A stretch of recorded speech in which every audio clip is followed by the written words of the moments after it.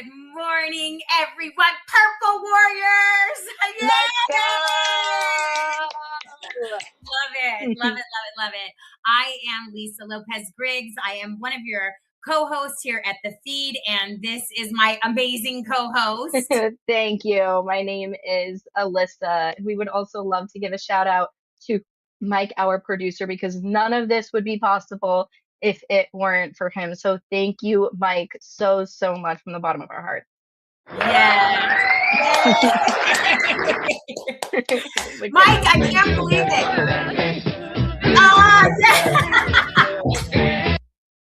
Wait, I'm doing a little Santa Claus. I think Santa Claus is like this. Yeah. So, Mike, oh my gosh, 20 episodes. Do you know how crazy that sounds when I think Already? about it? This is actually 21. 21 today. And over, 1,200 in our Facebook community. FacesOfEpilepsy.me takes you right to our Facebook community. Make sure that you get in there. Don't forget to like, subscribe. We've got so many platforms for you. We've got TikTok. Amazing things happening on TikTok with Alyssa, her whole journey stories. So many great videos on there just about epilepsy and the journey and you not feeling alone. This show is for you. These communities are for you. And all the interviews that we're doing is to help this beautiful community of Purple Warriors. So excited today. We have an amazing guest that's going to be with us. But before we do that, we are still giving away, right? Love your melon beanies. Love your melon beanies. Okay. Don't they look so cute? Okay. So you look so good in that hat. They look so cute. They're so cute. She's got a lavender one on right now. I love it. I love it. So anyway, we're giving away these beanies. Don't forget, like, subscribe, comment, keep sharing, keep posting. We know and we can tell who's doing what. Okay. So if we see that you're, inviting and you're commenting and you're really engaging with us, as a kind of your own little micro influencer in the Faces of Epilepsy community, then you are going to win a free beanie, shipping included. So we've got purples, we've got grays and blues and creams, and just so excited. So excited. Navy, yes.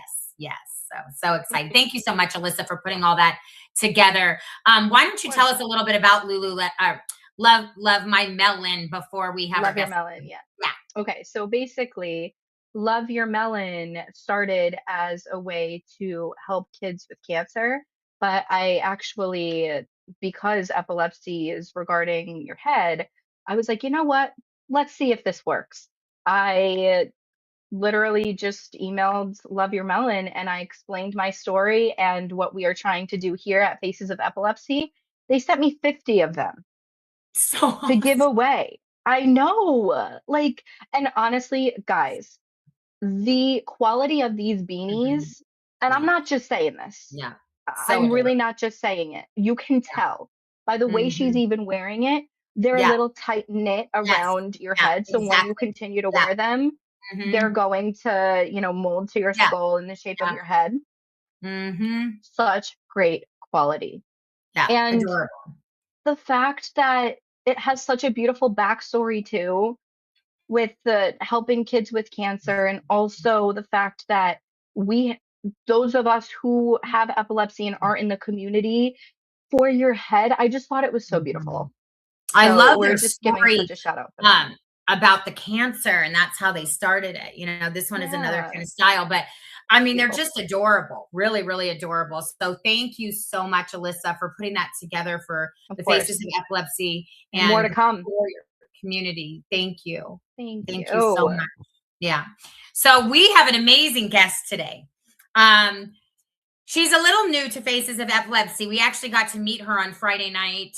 We connected through a group as moms. This is part of our Surviving Setup series that we've been doing with parents that have beautiful stories about their children, that they have unfortunately lost to setup, but the memories that they carry, the advocacy through the grief that they're transitioning through, the ability of how to take something so devastating, and so traumatic, but be able to work it together somehow for good. And I always love that women and men are able to kind of move themselves out of the way in their own grief to kind of champion some sort of advocacy around their pain. It can be very, very cathartic, and it can equally be as helpful to other people that are going through similar situations.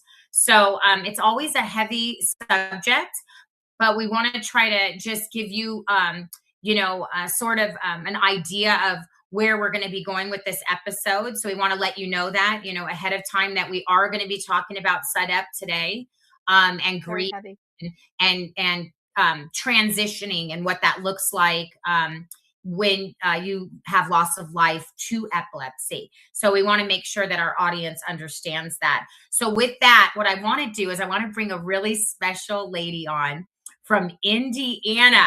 Indiana's in the house. And I am excited that I have chills all over my body that Indiana is in the house, because we are trying, Alyssa, to push some better ideas with regard to seizure safety in the schools in Indiana. And I believe that Heather Marks, who we are going to invite on right now. Hi, Heather. Hi. You look so beautiful today. I love your hair and your makeup. Let's give a shout out. Who did your hair and makeup? It was Monica, my daughter. Oh, I love that.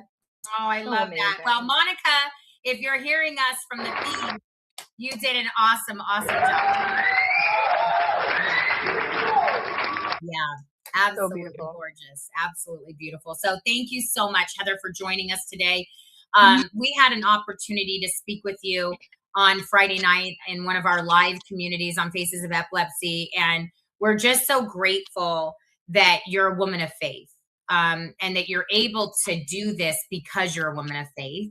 Absolutely. And I know that because I also am a woman of faith, and I would not be able to do any of this or have carried the pain of my own loss, because we share that similar heartbreak with regard to our losing our children to SUDEP.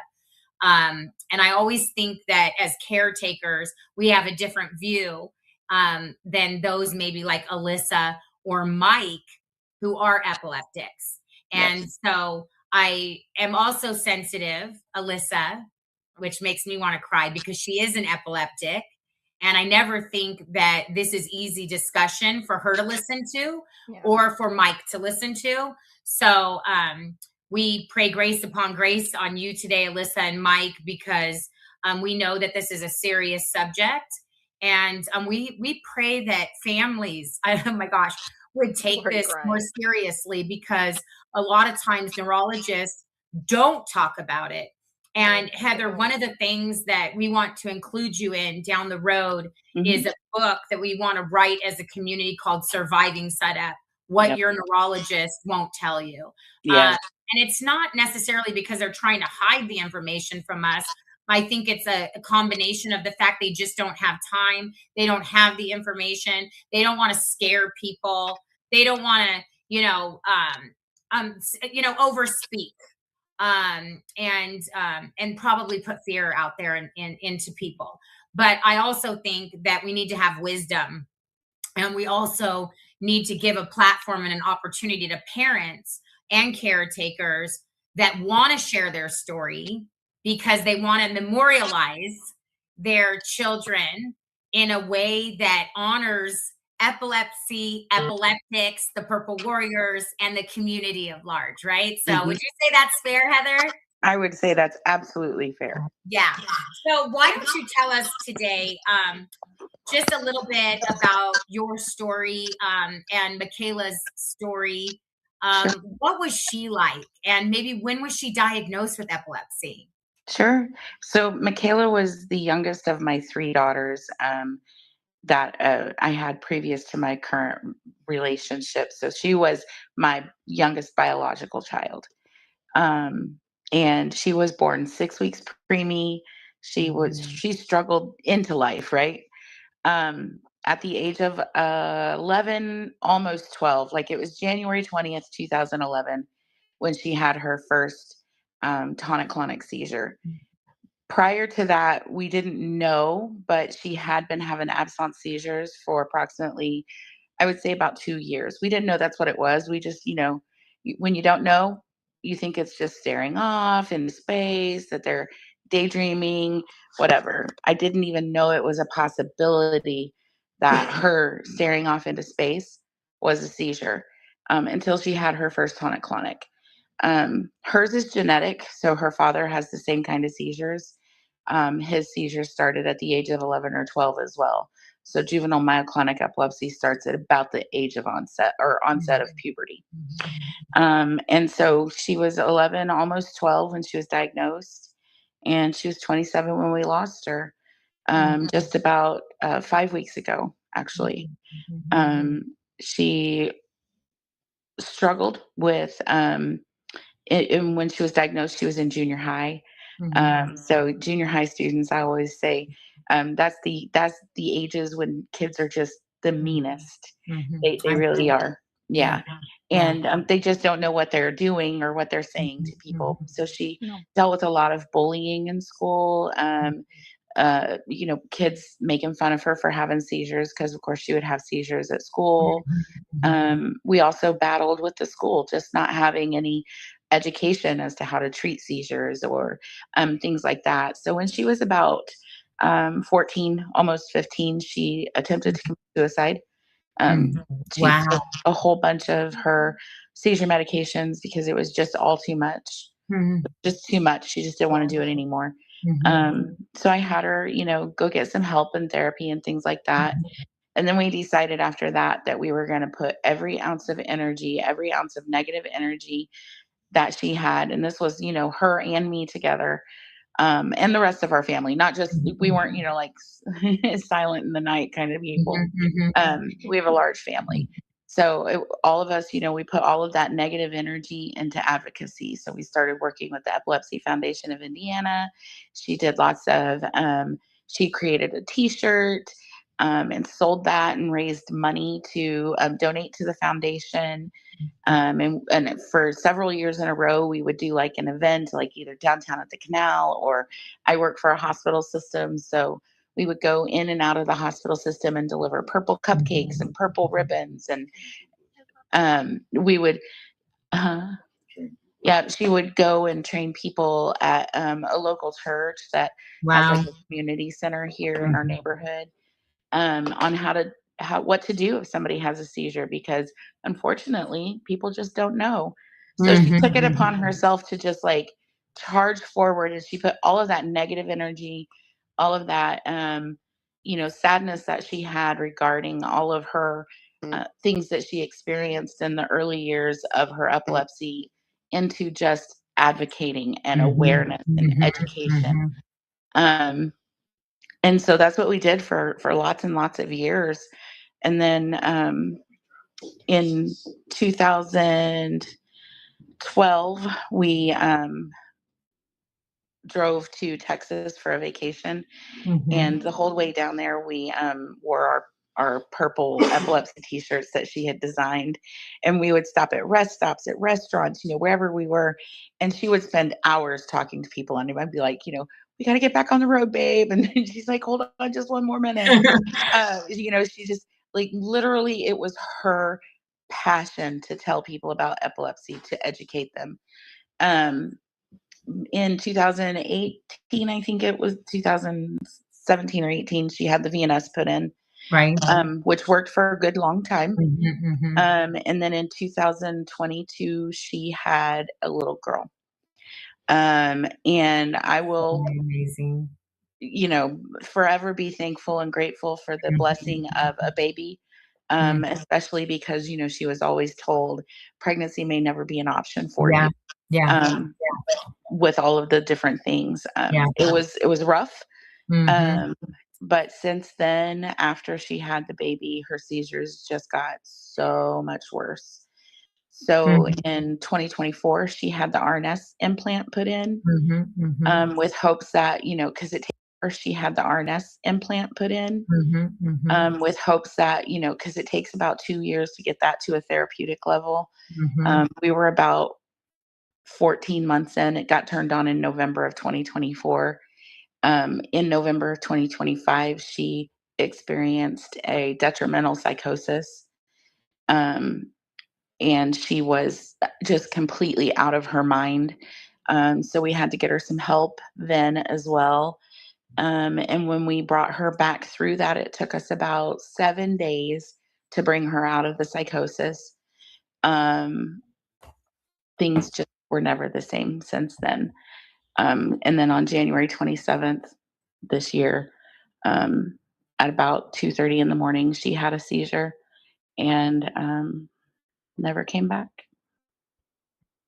So sorry, Heather. It's been such a journey for you. There's so much there, that you just said about your daughter. So much. I mean, oh my gosh.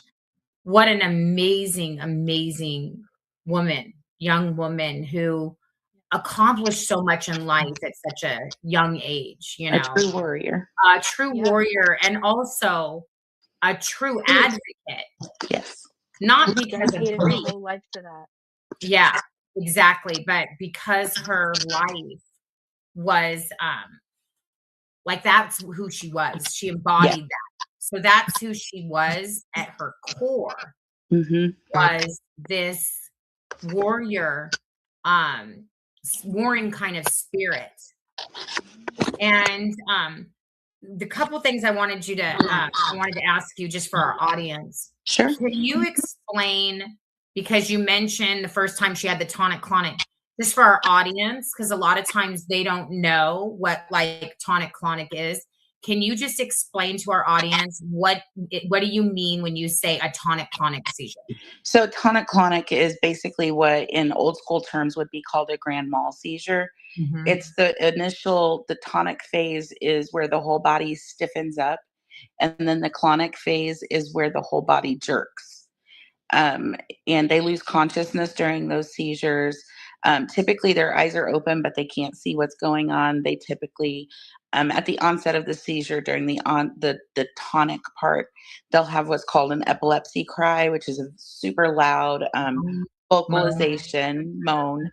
And then their whole body will stiffen up, and then after that happens, they'll go into the shaking phase of the seizure.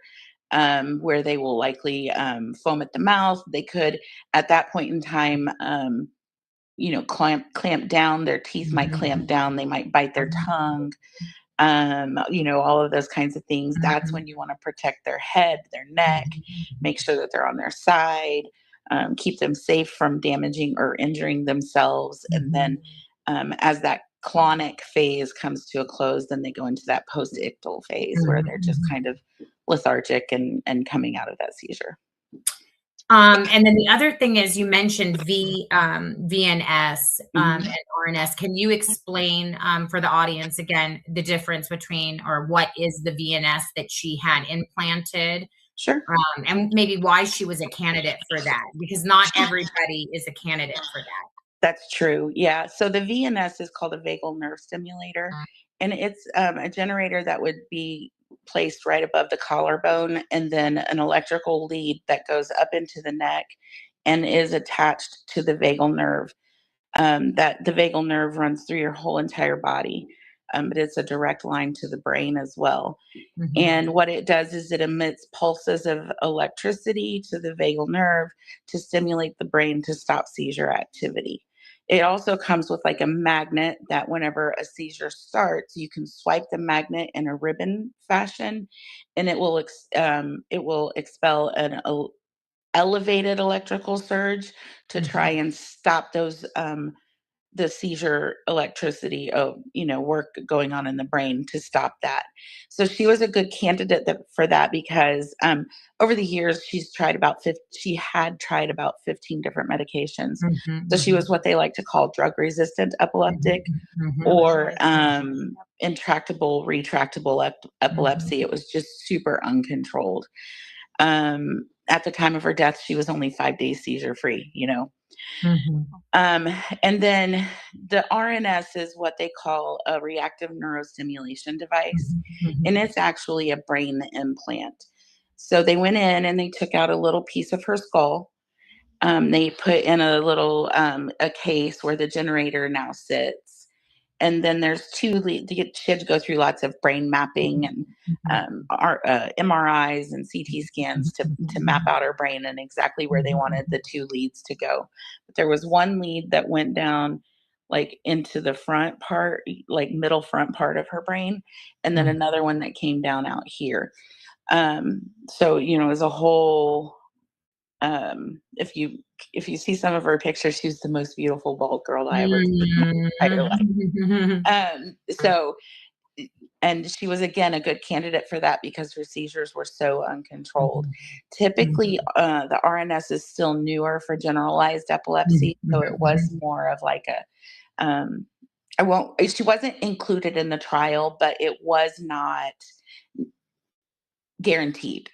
I mean, no medical, nothing medical is ever guaranteed. But we were hopeful that we would gain some more seizure control.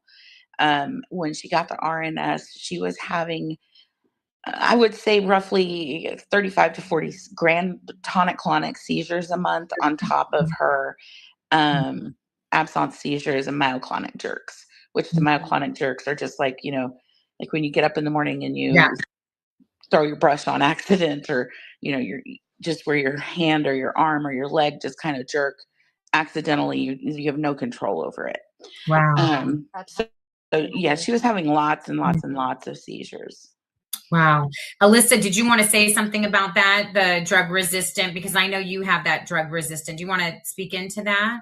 Yeah, so you answered the questions that I actually wrote down. I was going to ask if she was drug resistant, if she was still taking medication when she had the VNS implanted or the RNS implanted. I also wanted to ask, do you know where the grand mals or the tonic-clonic seizures start in the brain for our audience? Hers were generalized, so it was the entire brain. There was never any way for us to know exactly where those seizures were starting. Because it was literally like, yes. Oh my goodness. Yeah, and with the RNS, we were able to see, like it was like having a constant EEG on your brain 24/7. So it would capture that information. So even with like the seizure that took her life, we were able to get, you know, have exact timings of how long it lasted, you know, what parts of the brain it affected. And I will say that her doctor did tell us that it looked like fireworks would have gone off in her brain. It was just, he had never seen anything like it. It was just a huge explosion in her brain. And it was just instantaneous. Wow. Which I'm thankful for. She did not suffer. Yeah. Yeah. You know, suffer. Yeah. Yeah. I think most of the, and I don't even know, like, you know, even I think watching my own son, you know, he never really complained about his epilepsy. Did your daughter ever complain? Because I feel like when they don't complain, we don't really know that they're actually suffering within the journey, if that makes sense. Because I saw his, and you mentioned the psychosis piece, which I want to ask you about, but like me too. In Judah's case, because he got that lung abscess 10 months before he passed away, that could have already been fatal. Like we could have already lost him from the mentioning of the tonic-clonics. He would exasperate, and then that exasperation infected his lungs with the abscess. So, he was also trying to kind of self-medicate with the whole weed vaping thing. And I don't think that was helping with his lung issue as well. But the psychosis piece is interesting to me because I saw his cognitive function really start to decline, so much so that even our family noticed it. My father noticed it. And I don't know if that was necessarily just all the medication, you know, that he was on. We never really looked into these different things that you're talking about, VNS or RNS. I don't know that he was necessarily a candidate for that, but is psychosis something, this is the first time that I've ever heard this in 21 episodes now of doing this show. And I want to do more research on it now. What can you tell us about the psychosis piece and epilepsy? Because I know there's a trigger with bipolar and epilepsy. By being diagnosed with bipolar is an inhibitor of having seizures. Is psychosis a byproduct of epilepsy? I believe it can be. And for Michaela, I believe it was.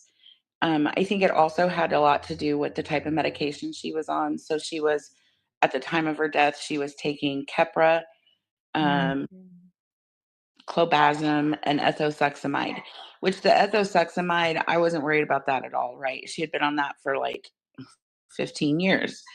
The clobazam is a benzodiazepine, and I think that there may be some hallucinogenic effects from that. And Keppra is just, I mean, it's good when it's good and it's bad when it's bad.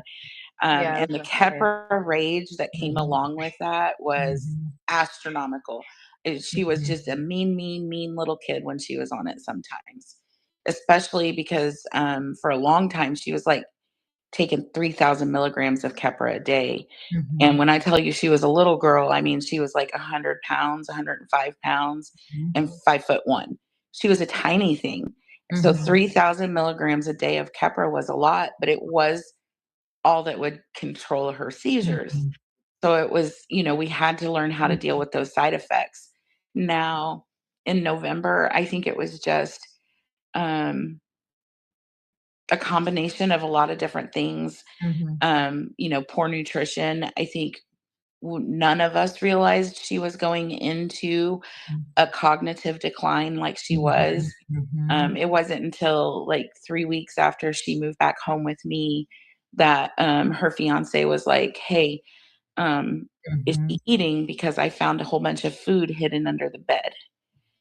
And I was like, "You know what? As a matter of fact, I've been making sure that she's been eating." So I was cooking her 3 meals a day, and making sure that she was eating. And when she wasn't able to eat because she'd had a seizure and bit her lip or her tongue or, whatever, we were providing her with protein shakes.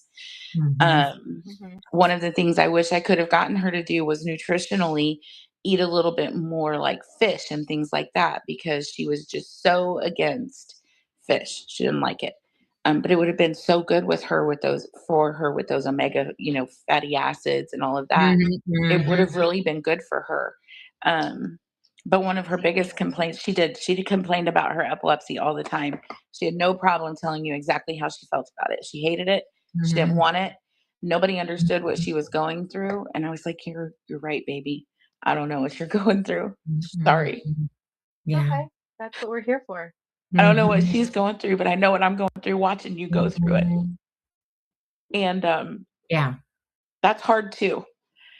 Yeah. And so we eventually did come to a middle ground in that understanding, while we were working on getting her out of that psychosis, because I had her in therapy.